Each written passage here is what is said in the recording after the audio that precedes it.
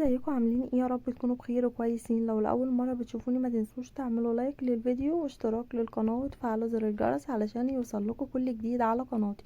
النهارده هنعمل مع بعض طريقه عمل الشيش طاووق زي ما بنشتريه من اكبر المحلات، وزي ما انتوا شايفين ما شاء الله شكل السيخ بيتكلم عن نفسه وزي ما بنشتريه.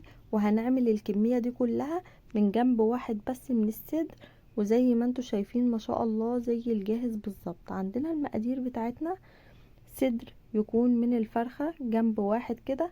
هنبدأ نشيل القطعة اللي بتبقى جوه الصدر دي الرفيعة، وبعد كده هنبدأ اللي احنا نقسمها لثلاث مكعبات كده، وهنبدأ اللي احنا نقطع الصدر بتاعنا بالطول كده علشان نعمله مكعبات. اهم حاجة بقى التوابل بتاعتنا عبارة عن معلقة صغيرة من الصلصة، معلقة صغيرة من الخل، 5 فصوص توم يكونوا مهروسين او مفرومين. وعندنا بقى التوابل اللي هي اهم حاجة: معلقة صغيرة من الملح، نص معلقة صغيرة من الكاري، وربع معلقة صغيرة من الكركم، ومعلقة صغيرة من البابريكا، معلقة صغيرة من الفلفل الاسود، ونص معلقة صغيرة من الكزبرة الجافة، ومعلقة كبيرة من بهارات الفراخ. هي دي التوابل بتاعتنا. وعندنا نص معلقة صغيرة من الزنجبيل، من غير زبادي ومن غير حليب. هنعمل بس كده بالتتبيلة بتاعتنا كده، وهنقلب كله في بعض، وهندخله التلاجة من 3 ل4 ساعات، والأحسن يكون نحطه في التلاجة ليلة كاملة. هيشرب معايا التتبيلة وهيكون طعمه في منتهى الجمال. عندنا بقى الخضار بتاعنا عبارة عن طماطم، هنكون عاملين كده الطماطم مقطعين القطعة الخارجية اللي بره، وعندنا فلفل الوان احمر او اخضر وبصل كده. هبدأ اخد السياخ بتاعتي دي وابدأ احط قطعة من البصل، وطبعا انا بحط عليهم رشة من الملح علشان يظبط معايا الطعم، ما يكونش الخضار بتاعي من غير ملح.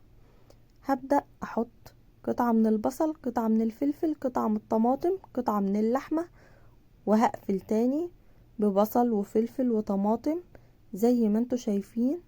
وانا بعمل كده هبدأ اللي انا اخلص كل الكمية اللي عندي زي ما انتوا شايفين.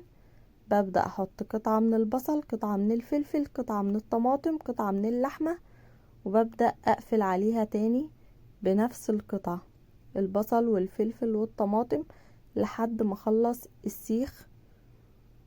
زي ما انتوا شايفين بحط في كل سيخ 4 قطع من اللحمة زي ما انتوا شايفين كده. شايفين صدر واحد بس عملت 5 اسياخ من الشيش طاووق. طاسة كده هرفعها على النار وابدأ امسحها بمسحة زيت بسيطة، وهبدأ ارص السياخ بتاعتي كده. وطبعا النار بتاعتي بتكون هادية، واول لما هتاخد لون هبدأ اقلبها على الجنب التاني زي ما انتوا شايفين. وممكن اللي انتوا تعملوه تحت الشواية هيكون طعمه برضو حلو وهيستوى معاكم برضو. ممكن تستخدميه كده على البوتاجاز زي ما انا عملت، او ممكن تحت الشواية وتقلبي على طول.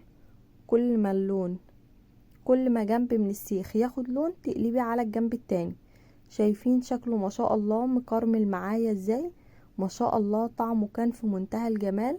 شايفين شكله زي الجاهز واحلى واوفر. ما تنسوش اللايك للفيديو والاشتراك